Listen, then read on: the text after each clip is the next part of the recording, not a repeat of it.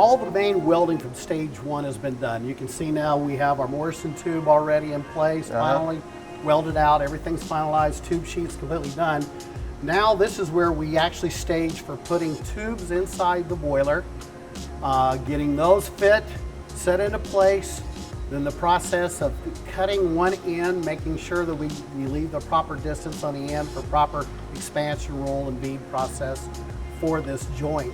Right. To secure this. Now you can see on this product the inlet going into the second pass of tubes. We do a fillet weld to help secure the heat transfer from that tube sheet to the actual tube, just to get that release from that, and to avoid burning any kind of ends. If there was any kind of length of flame or something like that, or flue gas erosion. So we typically have a 1/16 of an inch typically sticking out from that for a final when we're doing our weld process. Now if it's a expand, roll, and bead, typically you have about a 3/16 long distance there outside the tube sheet. Then that allows a nice clean bead when that beading process, because we use what we call a 3-in-1 tool, PULSELINE tool. It allows this process, which in the old days you used to have a separate beater. Right? You expand the bead, then you take a beater, mandrel, and run at it, and it was like a jackhammer. It was very loud and noisy. Well, now the 3-in-1 tool does it all in one process. So when it expands the tube, gets it to the proper expansion, then it begins that rolling over of the tube end to the tube sheet. The important part with a bead process is getting that bead tight to that tube sheet, right? So if you get too long, it either gets too wide and it isn't able to roll that bead over, or that tube over to the tube sheet very well. Now I'm noticing that, number one, the tubes are XID tubes, which means there's a rifling, a rib in there. What is that actually doing? The rib allows the flue gas stream, when it comes from that furnace, turns around, goes through that tube. Typically on a bare tube, it'll strike the first 2 or 3 foot, then it goes linear. It just goes flat through that tube. So you don't get the transfer in a bare tube like you will a rifle tube. It creates turbulence through that tube throughout the entire length of that tube through that boiler. So it strikes and we get that great heat transfer in that boiler.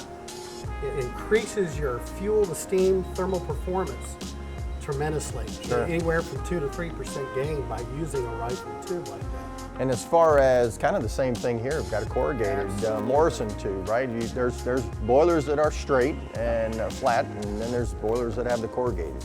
The nice thing with us, we give alternatives for this. There are some customers, believe it or not, they like a plain furnace, for their boilers, but there are several that demand a Morrison tube. The advantage of a Morrison tube is it allows that good heat transfer again. Also, you get by with a thinner wall per ASME code because of the rigidness, the ridges that you have throughout. That creates that additional strength to make up for the wall thickness you would have to have for a plain furnace. Awesome. And what that allows, you get into high pressure boilers like this. This is a 250 PSI design boiler. If that was a plain furnace, this would probably be another 1/4 of an inch thicker material to comply to meet the requirements of ASME Code Section 1. Perfect. Great information. Let's move. One of the things that you do that we absolutely love is for the door. This davit arm, guys, we take this very serious.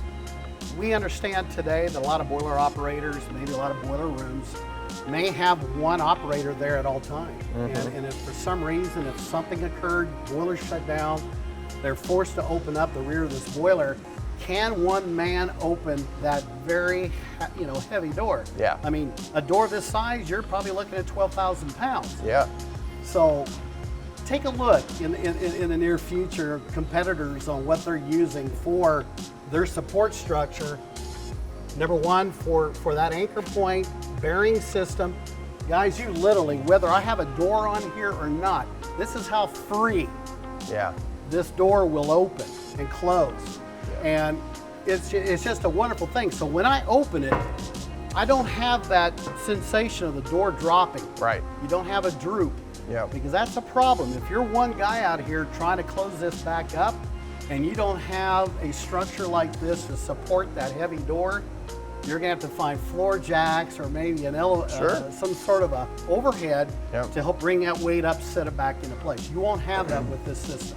Well, you think about, like in our situation with the rental boiler, you know, the trailer's off the ground, and if you don't have something like this, and I can remember back in the day when we'd have the forklifts come in and all that, but literally one guy can do it and can open the boiler up, and that makes it so much better for the customer, I know, and even for our technicians that are out on site. Safety, the whole deal, it really works out well. So, well, I think we're moving on to stage 3. All right, let's go.